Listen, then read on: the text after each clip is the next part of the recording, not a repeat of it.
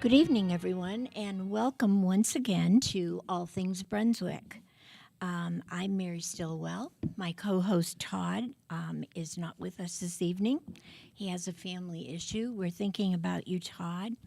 And of course, we have TK with us, who we couldn't do anything without. Thank you, TK. And we have a very special guest tonight, someone who I have admired and respected for several years. He was chair of the Brunswick County Republican Party. He lives in the town of Leland, and he is on the planning board for that town. Please welcome. Actually, county. Oh, that's right. He's on the county planning board. What's the matter with me? Please welcome Rich Leary. Hi, Mary. Rich. How are Hi. you? Good. Thank you so much for coming out today. Sure, my pleasure. So tell me how long you have lived in Brunswick County and how you got to set. How did you decide that this is where you wanted to be? Right. Well, we've lived here since 2012, and I'm from Connecticut originally. We owned a house in the Outer Banks. We bought a vacation house in the Outer Banks back in the mid-'90s, and we had that for almost 20 years. And as a result of that, we kind of got introduced to North Carolina. And so we knew we wanted to come to North Carolina, not the Outer Banks. The Outer Banks is a place to vacation, not to live. For sure. Because it's so intense, particularly in the summer. But we knew that we wanted to be in North Carolina. And so when I got to the time of thinking about retirement, we started touring around, the area in North Carolina, the coastal towns. And we sort of settled on the Leland area and Brunswick Forest. We liked the development, Brunswick Forest, but we liked the proximity to Wilmington. Right. And so we decided to move into Brunswick Forest, and as I say, that was in 2012. Wow. Yeah. I didn't realize you'd been here that long. Yeah, I know. Yeah. It's interesting. I mean, when we moved into Brunswick Forest, and we knew it was a big planned development unit, but when we moved in 2012, I think there were a total of 300 homes. Yes. And today we're approaching 3,300-ish. Yep. And build out in Brunswick Forest is probably somewhere in the neighborhood of 600 to 6,500 homes. So it's a big, big development.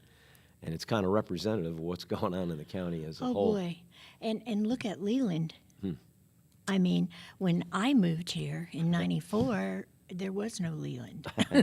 Yeah, there's a stopover. Really, there was the little downtown area with the Food Lion and, a couple different places, but there was nothing on 17. Yeah, I know, it's crazy. And now look at it. It is. Tell me how many people you have in Leland. The town of Leland today, I think, and this is rough, but probably 20-ish.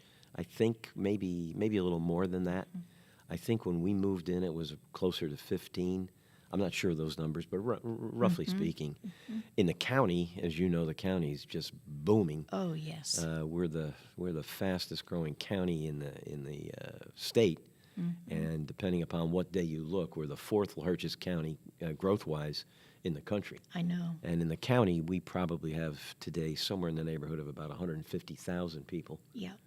Yeah, those were the figures that I received when I checked working on voter rolls. I thought, wow, 150,000 people. That's incredible. Yeah. Absolutely incredible. Well, so you decided that you wanted to make a difference. And I know that you chaired the party for a while and did some great things there. And then was it after you chaired the party that you went to the planning board? Yeah. I was chair for 4 years, and then Bill Moore succeeded me. And after that, I remain on the executive committee as a at-large member right now. But I think it was 2019, Frank Williams approached me and asked if I might be interested in serving on the county planning board. And I told him that I was. Each of the county commissioners appoints a member from their district to the planning board, and then we have a couple of alternates as well. So it was Frank that appointed me, and I'm pretty sure it was 2019. I didn't know that. Yeah, Oh, yeah. okay. So the commissioners appoint one each for the planning board, 5, and then I think we have 2 alternates as well. Wow. Well, Yeah. that is interesting. Yeah, And that's a great way to do it. yeah. And it gives good representation around the It county. does. Yeah. Yeah. And your chair now, is it still Eric? Yes, Eric Okay. Dunham is the chair. Right. Okay. I know of him. I don't know him. I believe I know you and Joy. Yeah, Joy is Yeah. vice chair. Yeah. And those are actually the only. I'm so interested in everything that you are doing, that you are going to do, that you have done. And I have a billion questions, but I'm just going to start by asking you. I'm sure that it has come before the planning board, the fact that people are upset with clear cutting. How do you handle that? Well, there there are a number of issues that come before us. Clear cutting is one. That's for sure. That's one that has become more vocal, if you will, in the last several months, probably within the last year and a half. Why do you think that is? Well, because of the amount of development that's going on in the county. I mean, there is tremendous development happening. And did they just all of a sudden realize that they have to do this to build houses? Depending upon who you talk to in the development community, it is part and parcel of what happens. One of the things that we're wrestling with right now, as a matter of fact, are the tree cutting regulations. There are some regulations on the books as it stands right now, but to be honest, they're a little ill-defined. And the other thing that people need to understand is that in the state of North Carolina, and this is controlled by the state, there is a tremendous amount of timber and forestry Right. that goes on. And so anytime you try and make a change in tree cutting, clear cutting, that has a potential impact on that industry as well. But there is a lot of work that's being done right now at the county level, on the planning board, with the planning staff, to look at all that and try and come up So with some plans. Do you work with them then? Them The meaning, forestry? yeah, sure. I mean, anytime there's an issue that comes before the planning board, whether it's the development community or whoever, we try and get input from all sides. Obviously, anything we do is done at a public hearing, so we always hear from the public, Right. sometimes more forcefully than we might Yeah. want to. But that's part of the job. That's part of the territory. But yeah, we try and take input from everybody. And it's always kind of a balancing act because, the public obviously is concerned about the amount of growth that's going on, and they want to make sure that we have well-planned, well-thought-out growth. On the other hand, you have people that own property, and they have property rights. And, they have the right to do, things with their property as long as they do it within the scope of the laws and the regulations and Right. the zoning requirements that are established. Right. There are a couple of kind of governing documents that we follow that help us manage that process. One of them is called the CAMA Land Use Plan, and that's the Coastal Area Management Plan, and it covers the 20 counties, the 20 coastal counties. And so the CAMA Land Use Plan sets out certain guidelines and regulations relative to development in those coastal towns. So that's one of the things that we try and adhere to. Not try, we do adhere to. The other thing is called the UDO, or the Uniform Development Ordinance. Which each municipality has their own. Yes, they do. And I think that's an important point to make as well. The bigger municipalities, the Lelands and the Shallots and the Southport, they have their own planning boards and planning staffs, and they manage what happens within their towns. The county manages what we call the unincorporated area. So it's everything else outside of those So you towns. really don't manage, like, okay, Boiling Spring Lakes has their own planning board. Right. So you don't manage that? No, we don't. They do that. Right. Our planning staff works very closely with the planning staffs for the Okay. towns. But, yeah, we don't have authority there. It's the local municipality that manages I that. did not know that either. Yeah. That Yeah. is very interesting. Yeah. Okay. So it's been very interesting to see that growth. When I joined the board again, I think it was 2019 or 2020. It was busy, but it wasn't crazy. Over the course of the last 2 years in particular, it has gotten very, very busy. We've had situations. Typically, we would meet once monthly. And typically we would meet at 6 o'clock in the evening. We've had situations where we've had to have 2 meetings in a month, and we've had situations where we've had to start early. In fact, we had our monthly planning board meeting last night, and because it was so busy, we started at 4 o'clock. Wow. And I know this is radio, but this is the packet from last night's Oh, meeting. they can see you. We're live streaming. Oh, too. okay. Oh, excuse me. So this is the packet from last night's meeting, Oh, my goodness.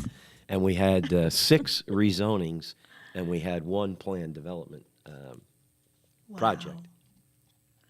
So it takes a lot of time to go through all of that. One of the issues that Excuse me. people seem to be concerned about with the tree cutting is flooding. I know that is a definite issue in our city. Of course, the fewer trees you have, the more water you have that gets out of hand.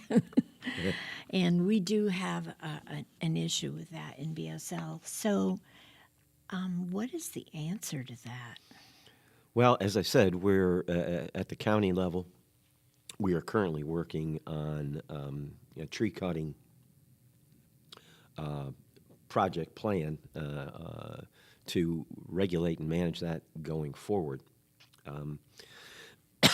The other thing I would point out is that when we get to the actual development phase, the key part of water management are the stormwater ponds that are Right. constructed on those sites. And under current UDO regulations, the builders are required to build out stormwater ponds to take into account a 25-year storm event.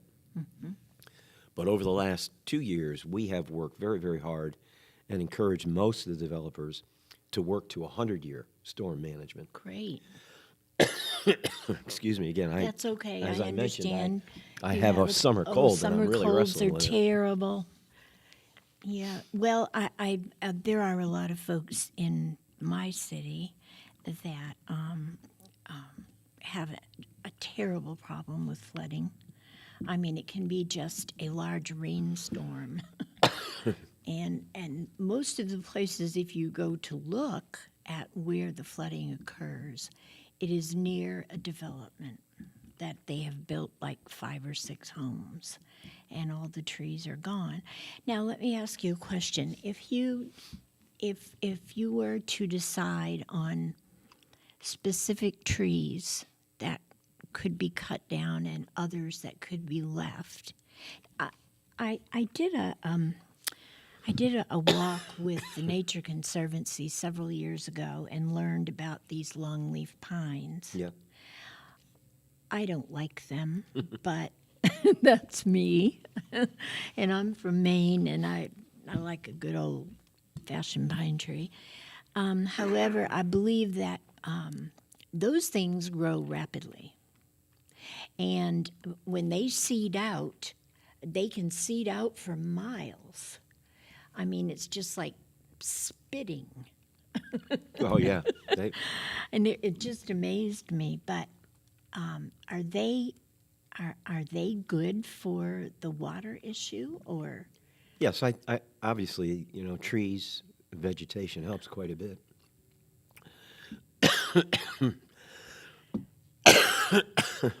That's okay, Rich. Take your time. Yeah, that helps a good deal. You know, there are buffering requirements Right. around perimeters of developments, and a lot of that has to do with vegetation. And the stormwater ponds themselves are really critical to managing water.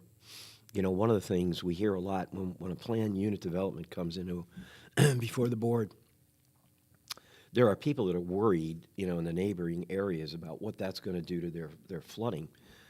In many cases, it actually improves it because those stormwater ponds manage the water flow Right. not only on the property, but for water that comes off of property into the one that's being developed. And they retain that water. So in many cases, a new development with good stormwater protection can help the area in terms of flooding. So when they're doing a development, they are required to do those ponds as well. Oh, yes. Yep. Oh, I think that's awesome. Yep. Yeah, because that never used to be. Yeah. They just would go in and throw up 12 or 15 houses and Yep. be done with it. Yeah. So, You know, we are living with some of those issues of things that yes. back in the day when we didn't have the kind of zoning requirements that we have today. Right. But yeah, I think that today it's better and it's much more controlled. Great. Now, how do you deal with, I know that you must have some folks, because I have talked with them, that own property, country property is how they refer to it, and they do not want development anywhere near them, although they only own so much land, and then this land over here belongs to the developer. And they are having a hissy fit because they don't want a development next door. Right. Not in my backyard. Right. Yeah. Exactly. That's what they have been talking about. Yeah, well, we deal with a lot of that, and it's understandable. And they do come to the planning board, and they voice their opinions. I'm sure. And there are a lot of good points that are made. And in some cases, we've denied developments. Really? Oh, yeah. We've denied developments or delayed developments. So, can you give me a particular reason why you would deny? Yeah, there was one case in particular, probably about, I don't know, within the last year, of a development where the developer was actually proposing to put some units into a flood zone area. And you can't do that. No. And so we basically rejected it and told them, you've got to go back to the drawing board and redo this because we're not going to approve it as it is. So there are instances like that. We denied one not too long ago because some of the building was going into a National Historic Preservation area. Okay. And that went back, and they're redoing things to try and meet the compliance. One of the things that's happened here in Brunswick County and around the state is that we have gravitated more towards what we call planned development units or projects. And these are the big projects that get a lot of the notoriety. People are concerned because of their size. But one of the things that's really, truly good about these planned developments is that the builder-developer will come in and meet with the staff. And this is early on in the projects. And together they work out how it's going to be developed, what's allowed, what's not allowed, what are the requirements. And then they build in certain things called exceptional design elements into the plan. And those things can include open space, recreational space, the stormwater preservation. All that gets laid out in the plan development. And then that comes to the board. And it's a much more organized way of doing Oh, development. I think it's wonderful. Yeah. I think they should all be required to do that. What a lot of people don't realize is that a lot of these planned developments, they're on property that's already zoned. And in many cases, the current zoning would allow for higher density than what is proposed in the planned development. And people don't know that. And so a lot of people will come to the meeting and complain about the density issue. And we have to point out that if the builder just developed under the current zoning, the density would be higher. Wow. You picked me for a bad day to be on the radio. You're fine. You're fine. I think we all go through those. I'll tell you what, I think we're going to take a little break and pay some bills. And please, folks, stay with us for this very interesting discussion.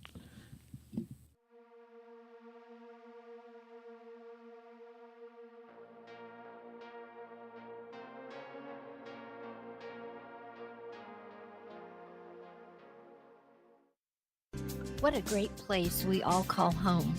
From colorful sunsets to panoramic coastal views. The best attractions are its people, a community of friends and family.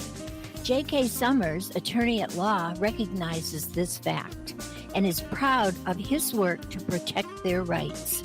Put your trust in him to prepare wills and trusts, real estate transactions, contract and LLC creations, and criminal, traffic, and civil matters.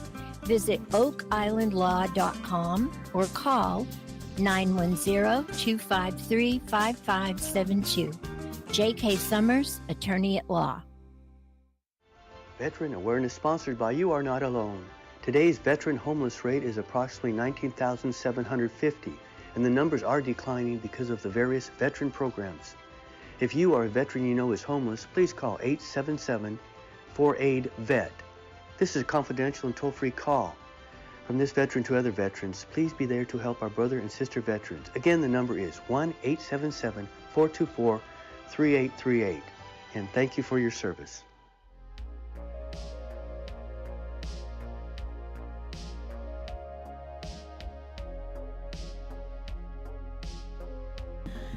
Welcome back, folks, to All Things Brunswick.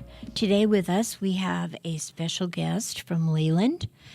He is on the County Planning Board, and we're happy to have with us Rich Leary. Hello, Mary. We've been talking about development in Brunswick County, issues such as stormwater, issues such as folks not wanting the development. And it brings to mind one specific area to me, and I wondered if you could just comment on the project in Ash. Yeah, that's been a controversial one. A lot of the people locally were very concerned about it. What was their main concern? I think the main concern was development. You know, Yep. more people, Yep. busier roads. There were other specific reasons that came up, but if I had to say overall, I think that's probably one of the things that was driving it. It was just the increase in population, the increase in traffic, those kinds of things. Right. In fact, that particular project had been delayed. We delayed it at one point because there was concern about this National Historic Preservation. So the developers and the builders had to go back and take another look at that. And then it came back to the county planning board. I talked a little bit before about these planned developments. Mm-hmm. And in the planned development, there is a thing called the exceptional design element, where the builders and the developers can propose and offer things that are, good for the community. Right. One of the biggest problems that we're starting to have in Brunswick County and elsewhere is workforce housing. Yes. As a result of this development and as a result of this growth, the price of housing has really That was going to be my next question. it's gone up dramatically. And so, there are a number of groups and organizations looking at what I guess we call workforce housing, Yes. housing that is affordable to people that work in our community. You know, First responders, teachers, first responders. Yeah. People that we need, that are People- necessary. People that we need, for sure. One of the things that the developers over in Ash came back with was a concept of setting aside a certain portion of the development for what they call workforce housing. And that was the first time that I'm aware of that any of these planned developments actually had that as a component.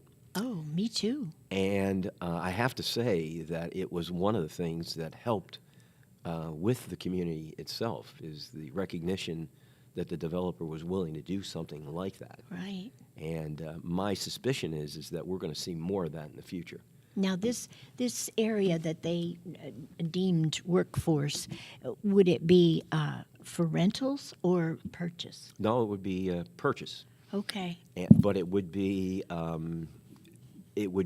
lower cost housing, if you will, and it would be below what I would call the average price for that particular neighborhood, Right.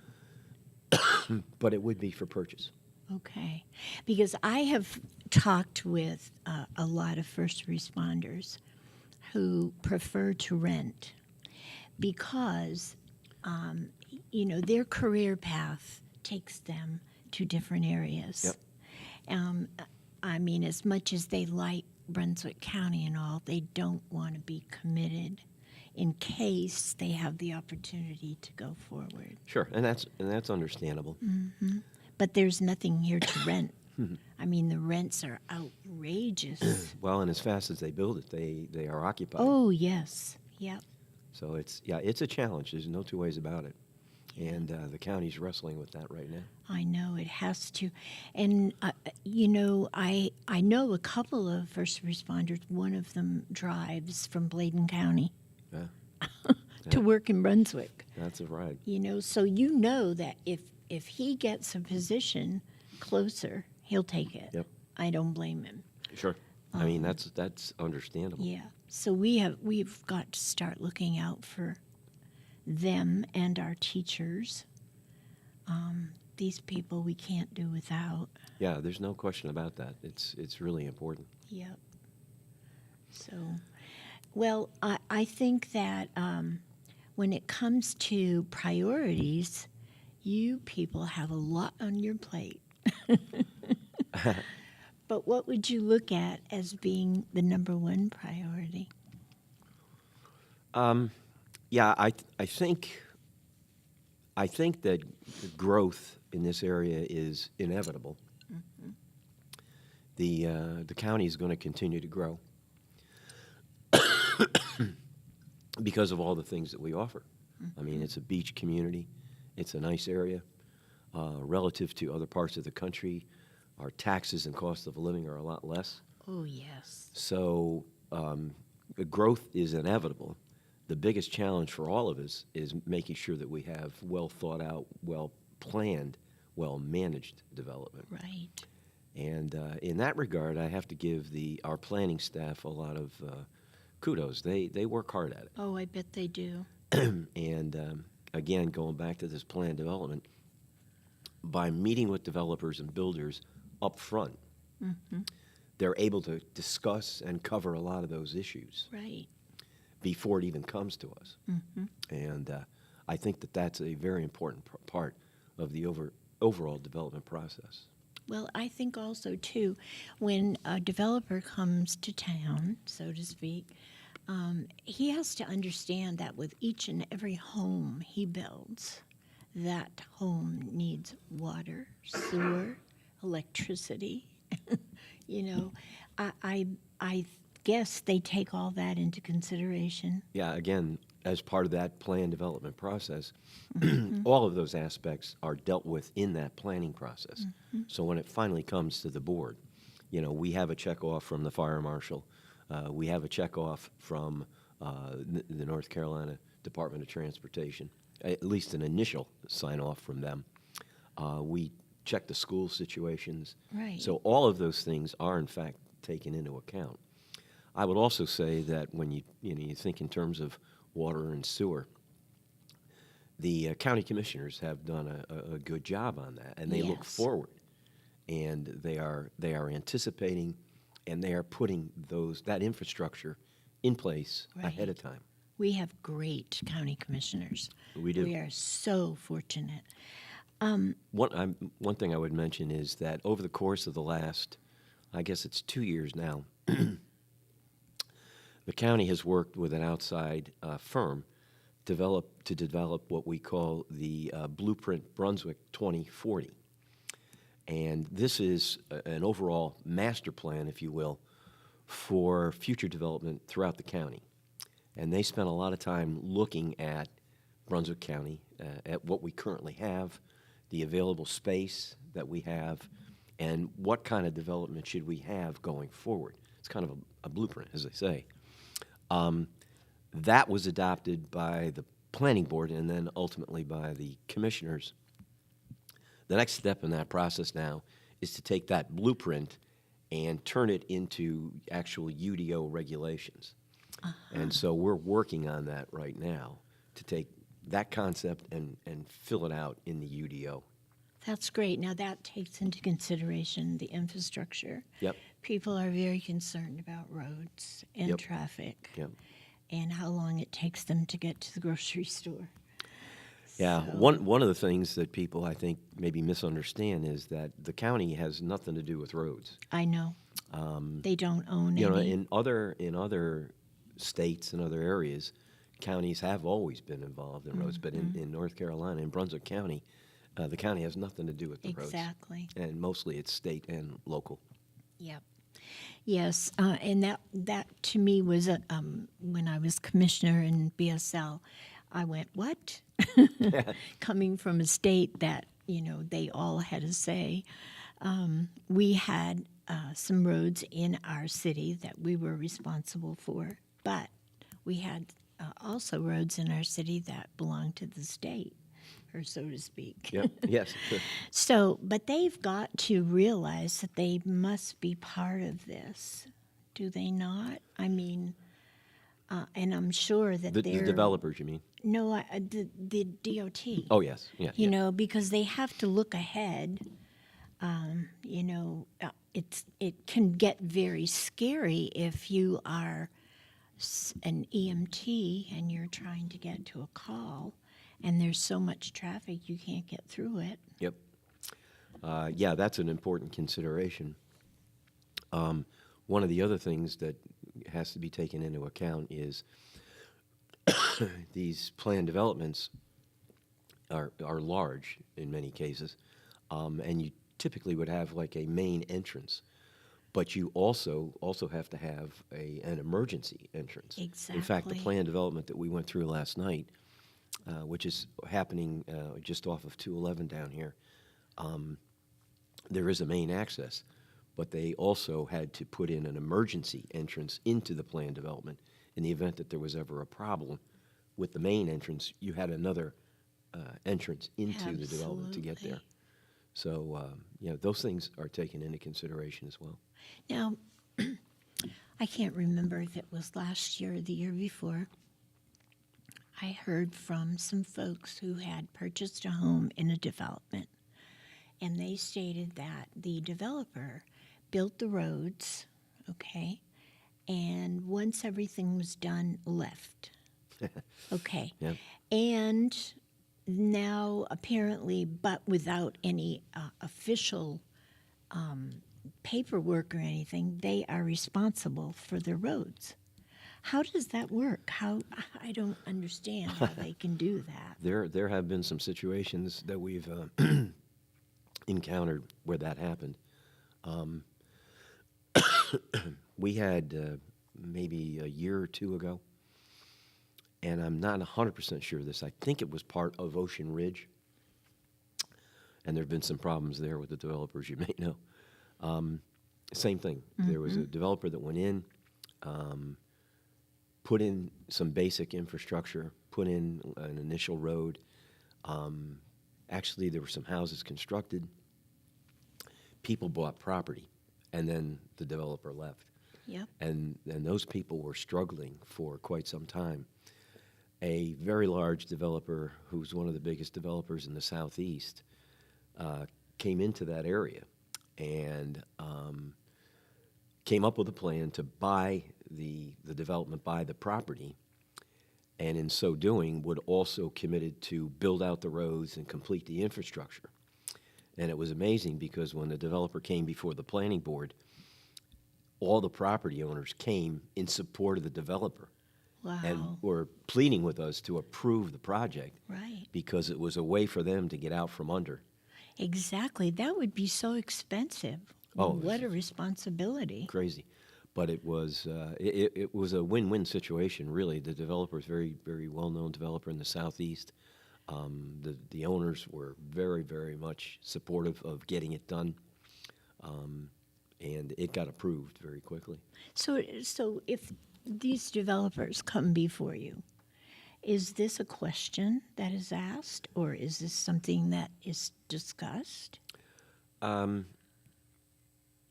To be honest, I think it's more of a rare situation than a common situation. What is the common situation? What do they do?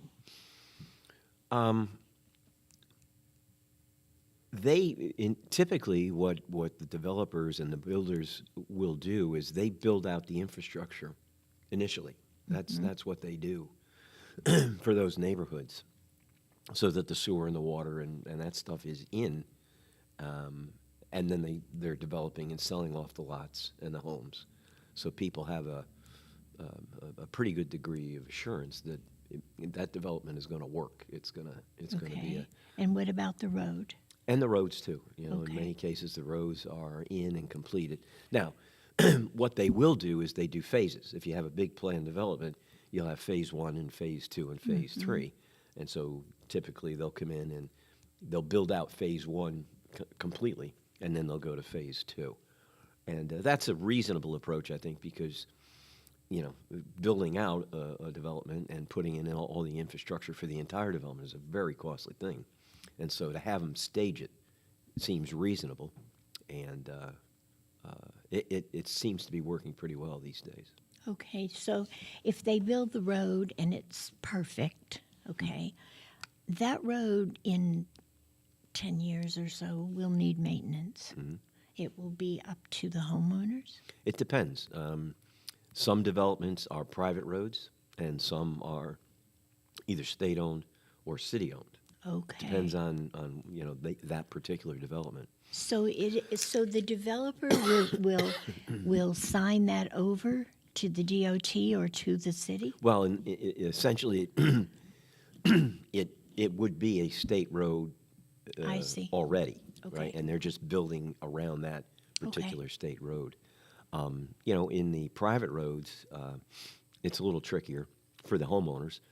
You know, some homeowners like the idea of having a private road, Yeah. but they also do have to deal with the fact that down the road They have there's to going to be some maintain it. expense with it. Yeah. And that's typically where the HOA would come into play. Okay. Yeah. Because I know all of the developments on 211, those are not state-owned roads. Right. And no matter how wonderful they are today, Yep. 10 years from today, they need maintenance. Yeah, that's right. I had a personal situation. We lived in Pennsylvania at one point, and we were in a nice development there. And I think in that development we had something like 30 or 40 homes. And lo and behold, I got up one morning to go to work, and there was a bulldozer in the front of my driveway digging it up. Oh, my And goodness. what's going on here? And they said, well, you know, we're redoing the road. I said, what? It was crazy because what had happened was we were the property owners. It was a private road, but the developer, the original developer, kept the rights to the road. And so not only did they dig up my front yard, they sent me a bill for 10 grand. Oh, my goodness. Fortunately, we had a guy in the neighborhood at the time that was a massive builder. He did state roads for the state of Pennsylvania. And we got with him, and he took a deep dive on it. And he came back and told us that what the developer was actually doing was very reasonable in terms of cost. So it was an okay cost, but it was a pretty big surprise to wake up one morning and find out absolutely. they're building a road in front of your house and it's going to cost you 10 grand. Well, when we talk about that, I think about ASH, okay, and the housing for first responders or teachers. These folks will have money to pay their mortgage and live, but nothing beyond that. So that's important for them to realize those roads are going to be taken care of. Yeah, I mean, there's no question about that. It's an important aspect. I'm a of everything that we stickler do. for detail. Well, I wish that every homeowner or home buyer was the same. People need to pay attention. They need to understand what's happening. Absolutely. Huh. Well, that's very interesting. I've learned so much today about what you guys are doing.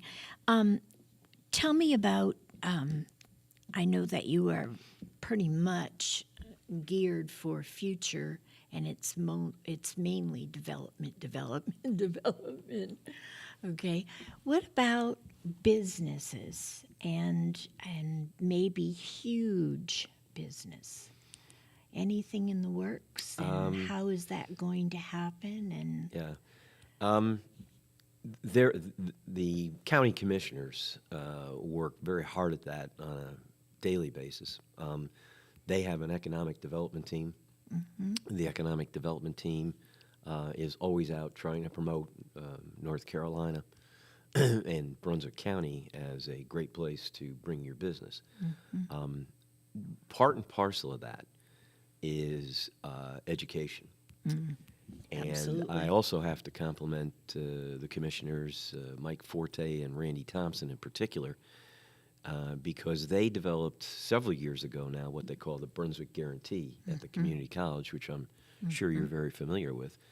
But essentially, what that has done is it's allowed for kids from Brunswick County to go to the Brunswick County Community College for free, including books, by the way. I know, it's wonderful. It's a great program. And then if they want to go on to a four-year college, there are some who have stepped up and will give them a deal Right. because of that guarantee. Yeah, I mean, there are instances where kids can complete their four-year degree by going on and completing their 2 years. Right. And even the additional 2 years is reasonable. I mean, there are kids that are getting a four-year degree for, $5,000, $6,000, $7,000, which is unheard of. I know. But the other thing that they're doing at the community college, which again it supports this whole idea of keeping kids here, is more emphasis today on vocational training. Yes. And they're doing a really good Trades. job, trades, Yep. and that is really critically important for us to be able to attract businesses to come into the county because they need trained workforces, and so it's going to take some time. I think the guarantee has been in place for 3 or 4 years or something Right. like that right Yeah. now, but as we roll out, as we go down the road, we're going to have more and more kids that are vocationally trained, and that's going to help us attract businesses into the county. Yes. Do you think that we need, I know in the past in Wilmington, they've had some huge industrial type businesses. Do you think Brunswick County needs that? I think that we need business. I'm not sure that we need necessarily industrial businesses. I know that there is some emphasis being put on by the economic development community to attract high-tech type companies, and that can be ideal if we can bring those people in. Another critical part, obviously, is the cost of living, the tax structure, the incentives Right. that the county and the state can offer. And we're doing a lot better than that. Over the last, if you go back 5 or 10 years, we were in the running for some pretty big projects, and then we got beat out by South Carolina. Yes. And a lot of it had to do with the incentives that South Carolina was able to provide. We're getting ourselves in a position where we're better placed to do that kind of thing. Right. And also, in terms of developing some industrial parks, the county and the commissioners are putting more emphasis on that. And so you have areas that are kind of ready to go. Right. And we do have some ideal spots. I mean, we've got some pretty good crossroads in the state, in proximity to 74, 76, Yes. and 95. So we do have, road infrastructure that can help us. But it's a combination of all those things. It's Right. tax base, trained workers that'll help us attract that kind of business and industry in the future. Right. Well, I think with Brunswick County too, Duke Energy is very helpful. We also have Sunny Point. I mean, those entities are huge, and I think that they are an asset to us. I have talked with my husband worked at Sunny Point until he retired, and I spoke to some of the reservists who came down from Connecticut, and because they had been sent to Sunny Point, decided to settle here. Yeah. I mean, they just fell in love with the place, like everybody does. Well, there's no two ways about it. I mean, it's a great place to live. I have we are never at a loss to have relatives wanting to come in the summertime. Absolutely. My daughter and brother-in-law and sister-in-law were here a week ago.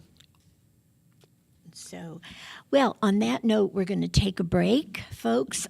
Please come back. We have with us Rich Leary. Be right back. Great.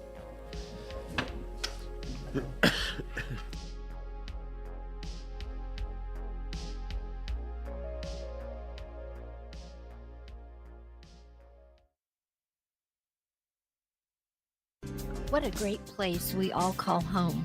From colorful sunsets to panoramic coastal views. The best attractions are its people, a community of friends and family. J.K. Summers, attorney at law, recognizes this fact and is proud of his work to protect their rights. Put your trust in him to prepare wills and trusts, real estate transactions, contract and LLC creations, and criminal, traffic, and civil matters. Visit oakislandlaw.com or call 910-253-5572. J.K. Summers, attorney at law. Veteran Awareness sponsored by You Are Not Alone. Today's veteran homeless rate is approximately 19,750, and the numbers are declining because of the various veteran programs. If you or a veteran you know is homeless, please call 877-4AID-VET. This is a confidential and toll-free call. From this veteran to other veterans, please be there to help our brother and sister veterans. Again, the number is 1-877-424-3838. And thank you for your service.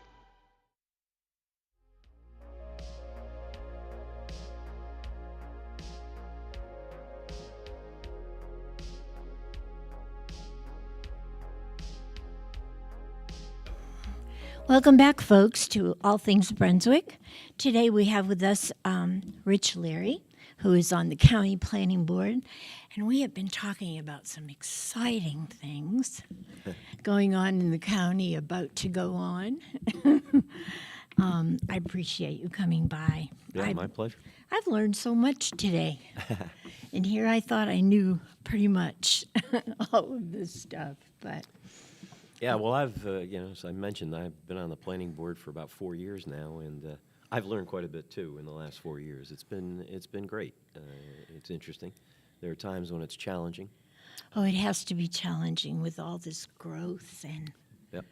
and everything going on here.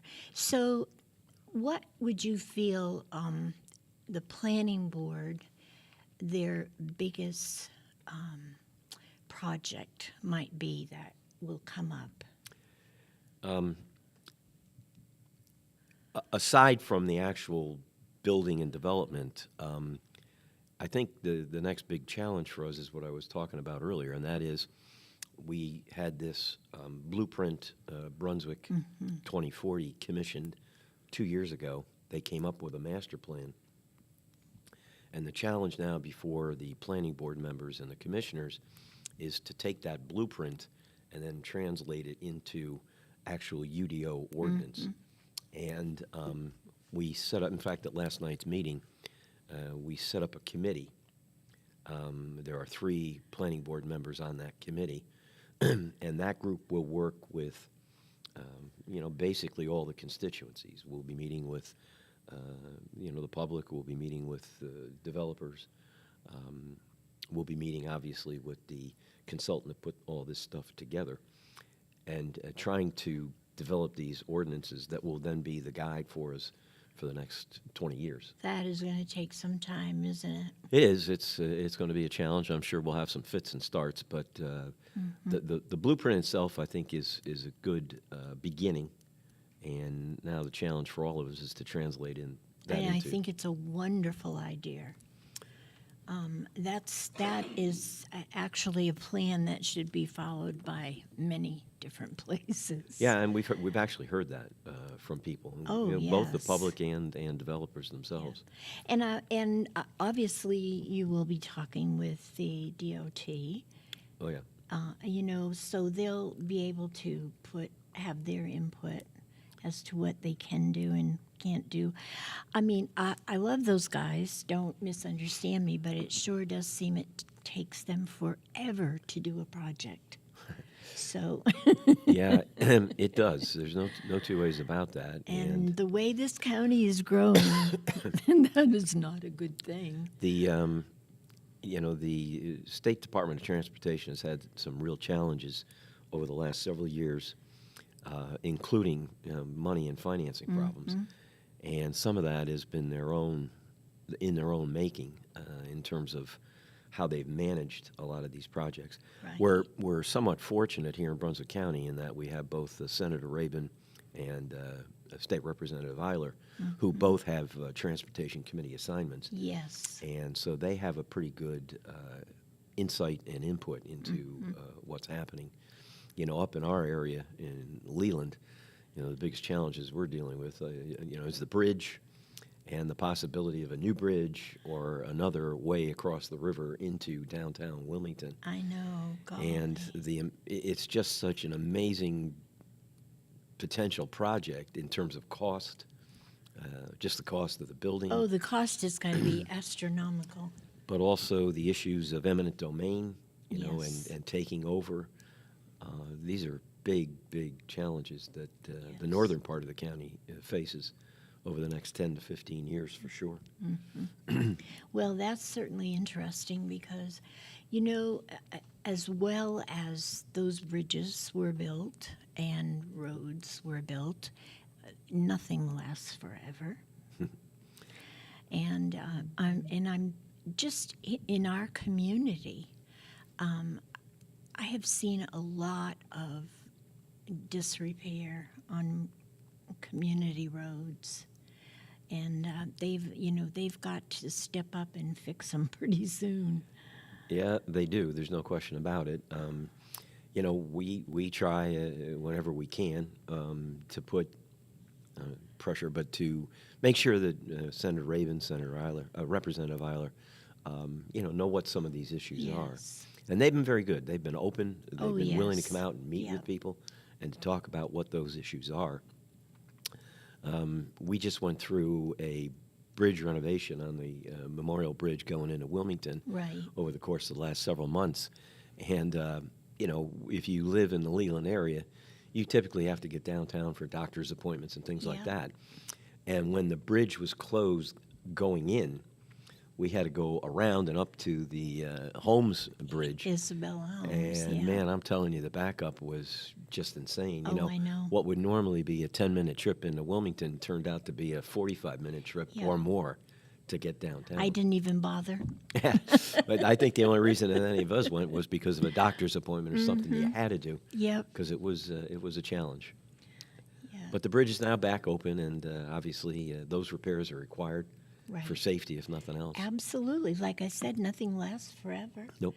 And I don't think that this was the time for them to take that upon themselves to build a new one, so repair it is. No question about it. I mean, you're talking new bridges, whatever they quote, you can double it. Yes. Or pretty close to that. I mean, it's the cost is just staggering in terms of some of these projects. And don't you think that, I think in the last maybe 15 years, I've been here 30 years, and I'm going to say maybe in the last 15 years, things have changed to the point where we now need water ditches, and they didn't put them in before. in the small towns, it just goes road, field. Yep. Yep. And all of a sudden they're discovering that these things would certainly make a difference. Yeah, no question about it. I mean, that you go back, as you said, 20, 30, 40 years, and the management of stormwater wasn't what it is today. No. And I remember standing in water up to my hips. Of course, I had water boots on, but they didn't do much good. They were full of water. Talking to people in my city when I was a commissioner because they were so angry. This was their yard that was full of water up to here. Yep. So it's sad. It's certainly a big project. And anyway. Unfortunately, one of the things that attracts people here are the beaches, and but we also experience hurricanes. Oh yes. And we've been through a bunch of them just in the 11 years that we've been here, and they're pretty catastrophic events, or can be. I've seen a few. Yeah, Florence and Matthew were really, really tough. But I will say, being a resident in Brunswick Forest, I was actually amazed at how well they were able to control the water through those two hurricanes. I think that's wonderful. Yeah. I mean, as you know, in Florence in particular, we stayed. Probably won't do it again, but we stayed, and it was rough. I mean, when Florence hit Wilmington, it came in with winds, 100 miles an hour plus. But the storm surge and then the rain was phenomenal. And we had situations in Brunswick Forest where the roads, were actually flooded. But the homes weren't, the homes were okay. And the water dissipated very, very quickly. Really? And it was because of the stormwater systems that they had put in place. So, that kind of a plan development unit can really, really help in, in catastrophic events. And it shows. It shows in the different cities. In my city, obviously, it devastated us. We lost our dams. I know, jeez. I had worked 3 years trying to get money for a spillway, which I finally did. They were going to start construction on it in November, and Florence came through in September. And obviously we didn't need a spillway then. But, every county and every municipality has to look ahead. If you're in this area, hurricanes are part of us, and we have to be prepared. Yeah. So, we're getting our dams finally, and Nice. we're going to have our Yep. lakes back, so Yep. that's wonderful. Yeah, But it is amazing.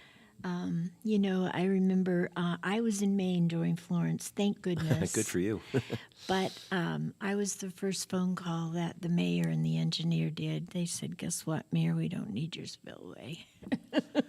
Unfortunately, yeah. It's actually been sad. I mean, we play golf down that way quite a bit, and to drive by and just to see what I used to be know. a pretty area, and then Yep. it's just all overgrown and a It's mess. been 6 years. It's hard to believe. I It's just know. hard to believe. Terrible. You would think that FEMA would be able to respond in a better way than they do sometimes. I'm not happy with FEMA. I never was, Yeah, and I don't think I ever will be. They drag their feet. yeah. So- They tend to do that. But And the other point that you were starting to make, I think, is that one of the consequences of a major storm like that is obviously the flooding, but the other thing is the emergency services and Yes. making sure that people are safe. Right.